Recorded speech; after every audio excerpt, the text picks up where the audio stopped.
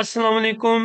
मैं हूं आपका होस्ट शाकिर कुरैशी और आप देख रहे हैं अपना favourite YouTube channel view point.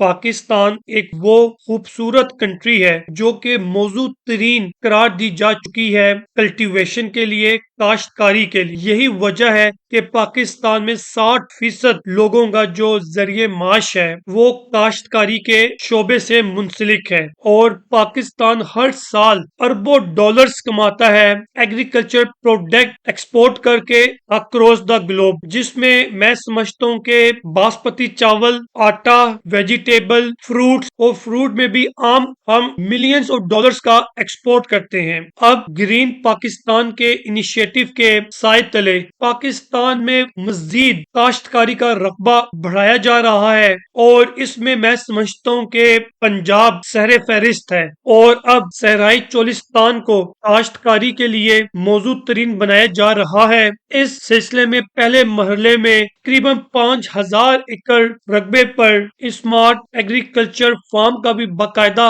आगाज कर दिया गया है। चोलिस्तान का जो डेजर्ट है वो तकरीबन 64 लाख एकड़ पर मुहित है और एक्सपर्ट के लिहाज से तकरीबन 30 लाख एकड़ रकबा ऐसा है जिसे बआसानी काश्तकारी के लिए मौजूद तरीन बनाया जा सकता है, सिर्फ थोड़ी सी मेहनत कर एफर्ट कर। इसमें अभी जो टारगेट किया जा रहा है वो तकरीबन 7.5 लाख एकड़ रकबे को काबिले काश्त बनाया जाएगा और फिर इस सिलसिले को बकायदा शुरू किया गया और यहाँ पर एक चोलिस्तान की किनाल भी निकाली जानी है। इस किनाल के लिए दरिया सिंध का पानी इस्तेमाल किया जाएगा और फिर उससे ये सारा रकबा सैराब होगा। लेकिन अभी यहाँ पर एक इनिशिएटिव पर काम स्टार्ट हो चुका है जिसे हम कहते हैं स्मार्ट एग्रीकल्चर फार्म। ये ऐसे फार्म्स होते हैं जहाँ पे state of the art technology इस्तेमाल की जाती है, ऐसे गैजेट इस्तेमाल किए जाते हैं जिनके जरिए फिर प्रॉपर फार्मिंग की जाती है।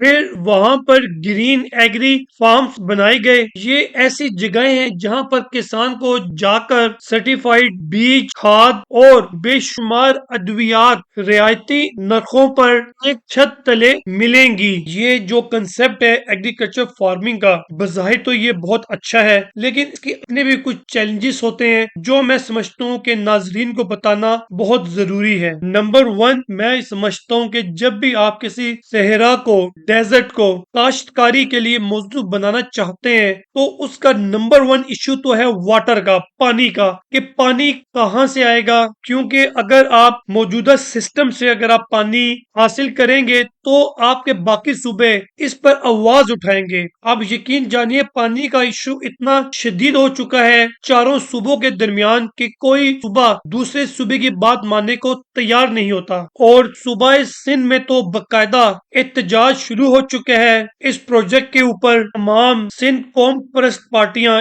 इन नहरों के खिलाफ एहतजाज रिकॉर्ड करा रही हैं जो 6 की तादाद में नहीं बन रही हैं, जिसमें चोलिस्तान किनाल भी सरे फहरिस्त है, ग्रेटर थर किनाल भी है, इसके अलावा जलाल पूल किनाल। ये तीनों पंजाब की किनाल्स हैं और जो एक खर किनाल है जो कि सूबा सिंध के अंदर बननी है। इसी तरह फिर कच्ची किनाल है। इन तमाम किनाल्स के खिलाफ जो एहतजाज किया जा रहा है तो उसके बाद दरियाए सिंध का पानी इन नहरों में डाइवर्ट करना ये कोई आसान काम नहीं होगा और मैं समझता हूँ कि जो एक चीज हम सब लोग मिस कर रहे हैं वो है रेन वाटर हार्वेस्टिंग। इस वक्त भी चोलिस्तान में जो ये नई एग्रीकल्चर फार्मिंग शुरू हुई है, मॉडर्न गैजेट्स इस्तेमाल किए जा रहे हैं, ऐसे जराए जरूर है जिससे पानी की बचत होती है, जैसे पिविट पॉइंट इरिगेशन सिस्टम होता है, इसके अलावा स्प्रिंकल्स है, ड्रिप इरिगेशन है। लेकिन इनके लिए जो पानी है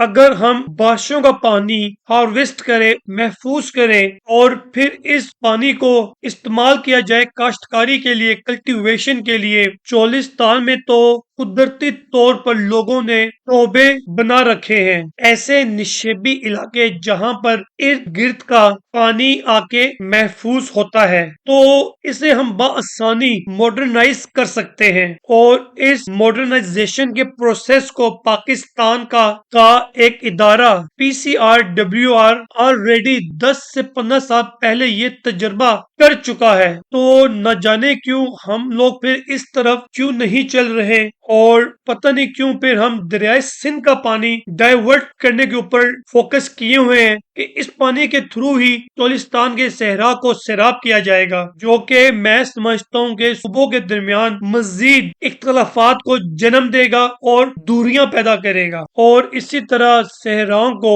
तब्दील करना भी बायोडाइवर्सिटी वाइज भी एक बहुत रिस्की काम होता है। पाकिस्तान में ये अपनी नौयत का एक पहला प्रोजेक्ट है, लेकिन इससे पहले ये प्रोजेक्ट मिस्र में हो चुका है 1970 की दिहाई में। उन्होंने अपना एक सिक्किम नाम का प्रोजेक्ट शुरू किया, जिसके तहत अब तक तकरीबन 15,000 किसान, जो के तकरीबन 47,000 एकड़ रकबा सेहरा का, उसे बायोडायनेमिक फार्म्स यानी कि एक मॉडर्न टाइप्स के फार्म्स में कन्वर्ट कर चुके हैं। इसी तरह जॉर्डन की एक वादी रिम है, वहां पर भी ये तजर्बा किया जा चुका है। इसी तरह सऊदी अरब में भी सेहरा को कन्वर्ट करने का प्रोजेक्ट है, जहां पर अब काश्तकारी की जाती है, फसलें उगती हैं। इसमें तो कोई शक नहीं कि इस वक्त पाकिस्तान का तकरीबन 10 से 12 बिलियन डॉलर्स का वो प्रोडक्ट है जो कि एग्रीकल्चर सेक्टर से रिलेट करता है, जो कि हम हर साल इंपोर्ट करते हैं अपनी जरूरियात को